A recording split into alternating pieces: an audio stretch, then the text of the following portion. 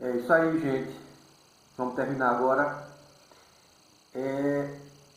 A gente falou da sentença, como é que é relatório, como é que é fundamentação, o que é um dispositivo. Esses três são os elementos da sentença. A gente já analisou os elementos da sentença. Vamos continuar analisando agora, não só os elementos, mas os efeitos da sentença, né? Parágrafo 1º do 489 diz o seguinte: não se considera fundamentada qualquer decisão judicial, seja ela interlocutória, sentença ou acórdão. E aí isso é interessante para a gente observar, por exemplo, que não é apenas a sentença. Aqui o legislador está definindo limites dos efeitos para toda decisão judicial, ou seja, tanto para decisão interlocutória, juiz singular ou colegiado monocraticamente, sentença, aí a gente tem, a sentença ela é natural de um juiz singular, e acórdão, que é uma decisão colegiada. Pois bem, o inciso 1 do 489 diz o seguinte: se limitar à indicação, à reprodução ou à paráfrase de qualquer ato normativo sem explicar sua relação com a causa ou a questão decidida. Ou seja, apenas indicar alguma coisa. Isso aqui a gente está na segunda parte daquele segundo elemento da sentença. Não basta o magistrado indicar um caso semelhante, não basta ele indicar uma ideia que exista em um artigo científico, em um material doutrinário. Ele tem que dizer por que ele está convencido, ok? Então, existe sempre o porquê ele está fundamentando daquela forma. O posicionamento judicial indicando a ideia de que ele está afiliado não é suficiente. E aí a gente vem, por exemplo, no inciso 2, o emprego de conceitos jurídicos indeterminados sem explicar o motivo concreto de sua incidência no caso. Então, assim, por exemplo, indicar princípio do pacta sunt servanda, né? É um conceito jurídico. Poderíamos dizer que é um conceito, nesse caso específico, um conceito indeterminado, porque, embora a discussão jurídica seja de um pacto, né, indicar o princípio por si só passa a ser um conceito indeterminado em que o magistrado ele não pode simplesmente fazer vinculação. A coisa não é automática, né? Se fosse assim, a gente não precisaria de um magistrado, porque temos inteligência artificial hoje de programas que conseguem fazer pesquisa e trazer quantidades e inclusive produzir peças processuais tão boas quanto o do magistrado. A questão não é simplesmente indicar esse ou aquele princípio, esse ou aquele conceito jurídico indeterminado, né? Ainda que se aplique ao caso concreto. O que o legislador quer é humanizar a decisão.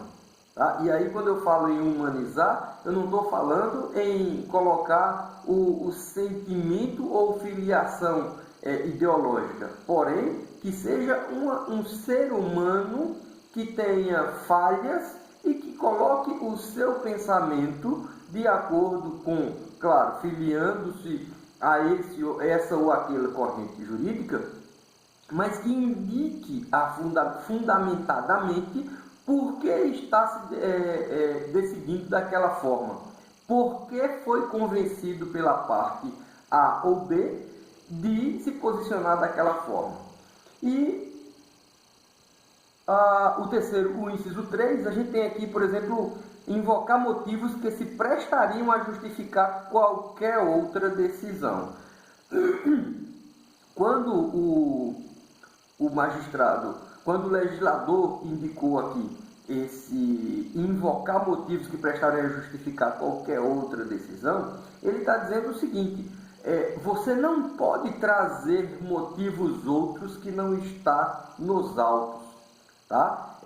O magistrado, ele está obrigado a dizer sobre os autos, e não como tem um ditado que diz: aquilo que não está nos autos não está no mundo. Não se deve interpretar, por exemplo, que o magistrado ele é insensível aos problemas sociais ou qualquer outros problemas que existam. A questão não se deve trazer para a discussão algo que não foi trazido pelas partes ou algo que não tenha relação ou relevância para o caso em si. A gente pode observar, por exemplo, que alguns magistrados, vez por outra, se utilizam de despachos e decisões para criticar o governo municipal, federal, estadual, ou fazer um posicionamento pessoal seu a respeito disso ou daquilo outro que não tem nada a ver. Eu já vi, por exemplo, decisão em que um magistrado, decidindo de uma causa de indenização, fez uma crítica à economia do país. Então, assim, pelo amor de Deus, o que tem a ver isso com aquilo, né? Então, o legislador ele traz exatamente essa limitação. No inciso 4, a gente tem aqui: não enfrentar todos os argumentos deduzidos no processo capazes de, em tese, infirmar a conclusão adotada pelo julgador. A ideia aqui é que a decisão ela seja clara. E aqui a gente tem, por exemplo, o fio da meada, claro, com todo respeito, mas o fio da meada do que a gente vai estudar posteriormente na teoria geral dos recursos, né? E um dos recursos para esse não enfrentamento de todos os argumentos das partes é o embargo de declaração, por exemplo. E uma das possibilidades do embargo de declaração é quando houver omissão. Então, havendo omissão, por isso que eu fiz um link com o fio da meada da teoria geral de recursos, porque quando se fala em omissão, a gente automaticamente pensa em embargos de declaração por omissão. Uma das possibilidades é omissão, contradição ou obscuridade. No inciso 5, aqui diz: se limitar a invocar precedente ou enunciado de súmula sem identificar seus fundamentos determinados, nem demonstrar que o caso sob julgamento se ajusta àqueles fundamentos. Então, assim, não basta ter uma súmula e você dizer, a súmula 01 ou súmula 02 ou qualquer que seja a súmula se aplica ao caso concreto. Não. Por que se aplica ao caso concreto? Se aplica ao caso concreto, por exemplo, se for uma discussão de juros, por exemplo, abusividade de juros, possibilidade de ou permissividade legal de cobrança de algumas taxas ou de formas de juros compostos ou simples. Ou seja, existe recurso repetitivo, ou existe julgados nesse sentido, ou existem súmulas, tem que ser indicado. Então, a decisão aqui se amolda ao que discute o que já discutiu ou já decidiu a súmula tal, porque os elementos são os mesmos e os elementos são esses, aqueles e aqueles outros. Quanto mais fundamentada for a decisão do magistrado, menos possibilidade de recurso, por exemplo, para omissão, contradição ou obscuridade, vai ter. Então a sentença vai estar completa, vai estar enxuta, ok? E aí, o que a gente termina aqui com os dois últimos parágrafos do 489 é o seguinte: no caso da colisão entre normas, o juiz deve justificar o objeto e os critérios gerais da ponderação efetuada, enunciando as razões que autorizam a interferência na norma afastada e as premissas fáticas que fundamentam a conclusão. Aqui a gente tem não só uma norma processual, Tá? Eu entendo que aqui ela entra naquelas normas, mudaram o nome aí, antigamente era Lei de Introdução ao Código Civil, agora é Lei de Introdução às Normas Brasileiras. Essa norma aqui, ela tem muito mais natureza de normas de interpretação e aplicação geral entre normas, ou seja, não se pode, nós sabemos que não se pode existir antinomia, uma lei contra a outra e ninguém sabe qual vai ser, pelo contrário, essa norma aqui, ela é mais específica para dizer, para instruir o magistrado a quando vai aplicar uma determinada norma em detrimento de outra, ele tem que justificar por que essa norma deve ser aplicada e não aquela outra, ok? E finalizando, o parágrafo 3º diz: a decisão judicial deve ser interpretada a partir da conjugação de todos os seus elementos e em conformidade com o princípio da boa-fé. Quando se fala em boa-fé, a gente sabe que a boa-fé é presumida, né? Ela não pode ser questionada. É presumível que tanto o autor quanto o réu tenham boa-fé, né?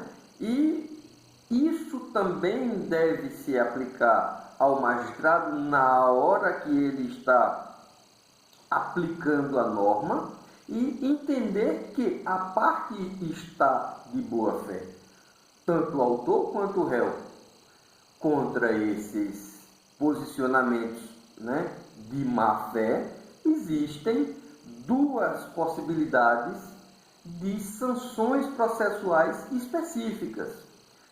A primeira é a condenação por litigância de má-fé, tendo em vista que a litigância por si só ela é permitida, tá? O litígio é permitido. Agora, quando se constata a má-fé da parte, ela pode ser condenada por litigância de má-fé. Ou se verificar que no processo, quaisquer das partes, atentaram contra a dignidade da justiça. Esse é um instituto novo, de certa forma bem pouco observado e poucos artigos, poucos estudantes têm avaliado esse novo instituto à luz desse código. A gente tem, de fato, poucos trabalhos processuais inovadores. Eu espero, inclusive, que vocês, alunos, possam se deter nessa nova discussão, né, e trazer algo, começar a escrever. Está aí a ideia para vocês começarem a escrever alguma coisa nesse sentido e publicar, tá bom? Ok, vamos passar para o 490 e observar o seguinte: o juiz resolverá o mérito acolhendo ou rejeitando no todo ou em parte os pedidos formulados pelas partes. Já falei disso no vídeo anterior, tá? Aqui a gente está só complementando. Eu falei, mas não tinha indicado qual era o artigo. Está aqui o artigo 490. E, por fim, antes de passarmos à coisa julgada, a gente tem aqui o artigo 492, que diz: é vedado ao juiz proferir decisão de natureza diversa da pedida, bem como condenar a parte em quantidade superior ou em objeto diverso do que lhe foi demandado. O parágrafo único, que eu já passo a explicar, ele fala de que a decisão deve ser certa ainda que resolva a relação jurídica condicional. Esse parágrafo único do 492, ele diz respeito ao 420, 422 do CPC, em que fala da certeza do pedido. Tá? Ele é simplesmente o fechamento. Lembram que eu falei para vocês, a petição inicial como silogismo processual ou silogismo jurídico. Você tem a tese e a decisão do juiz passa a ser a síntese, né? No meio você tem o pedido do autor, do réu, que é a antítese, tá bom? Bom, então vamos explicar isso aqui. Por que é vedado ao magistrado julgar pedido diverso? Aí nós temos três possibilidades. A sentença ela nem pode ser menor do que o que foi pedido, é o que a gente chama de sentença citra petita. Ela não pode ser mais do que o pedido, ultra petita, nem pode ser fora do pedido, é o extra petita. Então a gente tem três possibilidades: menor do que o que se pediu, citra petita; maior do que o que se pediu, ultra petita; e além do que o que se pediu, ou seja, na verdade fora do que o que estava no contexto. E aí você tem o extra petita, ok? Finalizando essa aula de hoje, a gente vai para o artigo 502. Ok, o juiz sentenciou, a gente tem agora possibilidade de recurso por embargos, não é o caso, ou se não for o caso, ou recurso de apelação, tá? Não havendo recurso de apelação, ocorre um efeito, ocorre algo em decorrência da inação, ou seja, autor e réu foram devidamente intimados da sentença e não se manifestaram. Nesse caso, ocorre uma coisa que nós chamamos de trânsito em julgado, tá? Os efeitos da sentença passam a ser inquestionáveis. A sentença, de fato e de direito, passa a fazer lei entre as partes. Então, o que foi julgado, o que foi decidido pelo magistrado na condição investida de Estado juiz, decidindo a causa ali posta em concreto, vira lei entre as partes, né? Não houve recurso, transita em julgado. Pois bem, o trânsito em julgado, ou a natureza desse trânsito, se formal ou se material, que nós vamos rapidamente falar aqui. O artigo 502 dá a denominação, a definição legal de coisa julgada material, a autoridade, ou seja, aquilo que eu disse, a decisão faz lei entre as partes, que torna imutável e indiscutível a decisão de mérito não mais sujeita a recurso. Foi o que eu acabei de falar. Nem autor nem réu ingressaram com os recursos no prazo legal, transita em julgado, aquilo ali vira coisa material, porque a matéria foi decidida.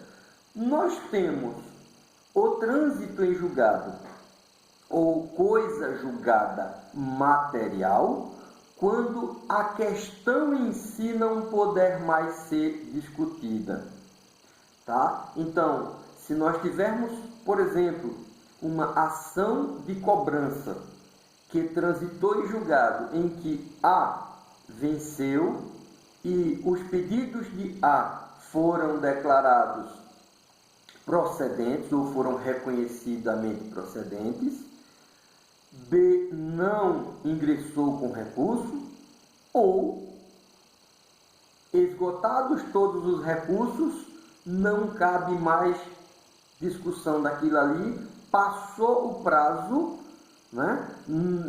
Esgotaram-se todos os recursos, segunda, terceira, quarta e última instância, a gente chama de quarta o STF, mas na verdade continua sendo terceira instância.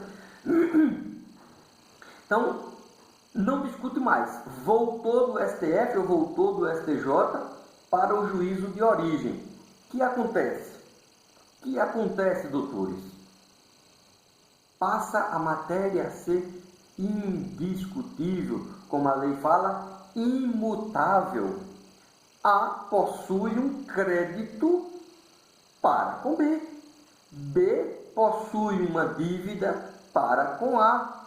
Essa discussão, ela não pode mais ser feita, tá? Então, o que a gente tem aí agora? Lei. Essa sentença, ela é uma lei para essas duas partes.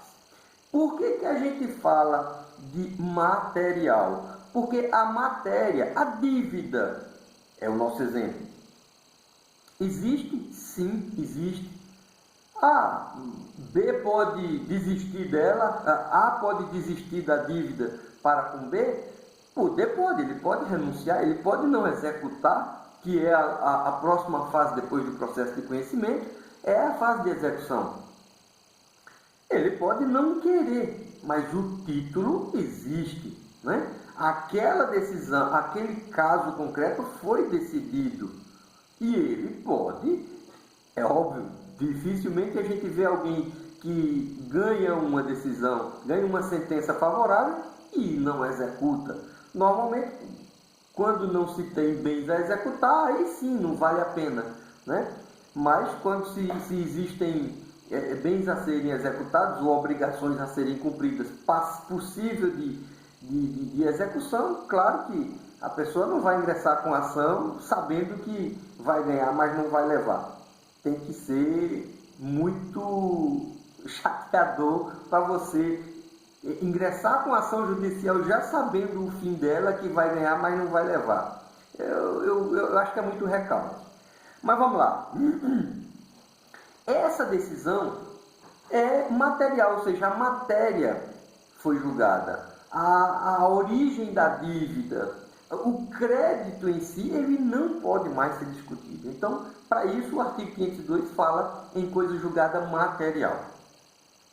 O artigo 504 fala da coisa julgada formal. O que é o formal? É a forma.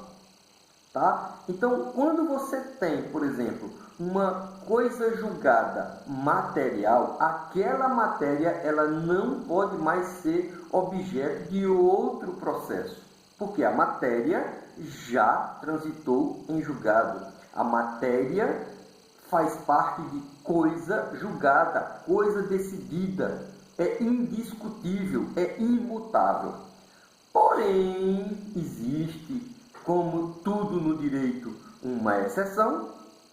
O artigo 504 fala de que não fazem coisa julgada os motivos, ainda que importantes para determinar o alcance da parte dispositiva da sentença, a verdade dos fatos, aí o inciso 2, a verdade dos fatos, estabelecida como fundamento da sentença.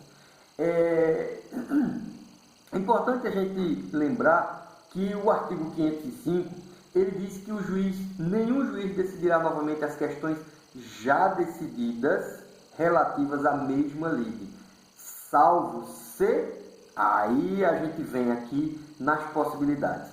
Se tratando de relação jurídica de trato continuado, sobreveio modificação no estado de fato ou de direito, caso em que poderá a parte pedir a revisão do que foi estatuído na sentença. Nesse caso, nós não estamos falando em coisa julgada material. Nós estamos falando de uma coisa julgada formal, porque existiu modificação, né, ou sobreveio, como a lei diz aqui, sobreveio modificação no estado de fato ou de direito, né? Então, é possível se rediscutir. Uma outra possibilidade aqui, e é muito corriqueira, a gente que milita nos corredores da justiça diariamente, a gente sabe que a ação de alimentos, ela transita em julgado formalmente, ou seja, existe um carimbo do chefe de secretaria dando a certidão de trânsito em julgado para os alimentos, porém, materialmente, ele não transita em julgado. Como assim, professor? Quer dizer que se um descendente meu ingressar com ação de alimentos contra mim ele a qualquer tempo pode modificar? Sim, não só ele, você também. Se você deve a um descendente seu ou a um parente, né, ascendente, por exemplo, seus pais, se você deve uma pensão de 2 salários mínimos e a sua renda modifica para que seja insuportável para você pagar 2 salários mínimos, ainda que exista no processo um carimbo de certidão de trânsito em julgado, aquilo ali só tem um efeito formal, só a forma. Toda vez que a gente falar de coisa julgada formal, é só a forma, né? A matéria em si, nesse caso específico, ela não é imutável. Por que ela não é imutável? Porque sobreveio modificação do fato. É o que diz aqui o parágrafo, o inciso 1 do artigo 505. Tá? Então, nesse caso específico, você diminuiu sua renda, você pode ingressar com ação de revisão de alimentos para baixar. Claro, pode, mas se sua renda também aumentar e qualquer descendente ou ascendente seu necessitar mais de algo mais e você, naquele binômio necessidade, capacidade, e você puder pagar, obviamente que essa sentença ela não transita em julgado materialmente, mas transita em julgado formalmente. E aí ele pode também entrar com uma outra ação de revisão de alimentos pedindo mais dinheiro para você. Então é relativo, pode ser para mais, pode ser para menos. Tá? O exemplo clássico, a gente usa essa ação de alimentos para fazer uma diferenciação bem basicona aí e vocês compreenderem o assunto com mais tranquilidade. Gente, terminamos o nosso assunto, fico feliz, agradeço, tá, a atenção de vocês, estou à disposição, deixa seus comentários aí, a gente abriu agora esse canal para colocar os vídeos, vou regravar aqueles vídeos das aulas da gente, tá bom? E vai ficar tudinho aí para vocês, espero que vocês curtam, deixem seus comentários e fico muito feliz e agradecido por estar sempre perto de vocês, agora de forma indefinida. Um abração, tchau, tchau.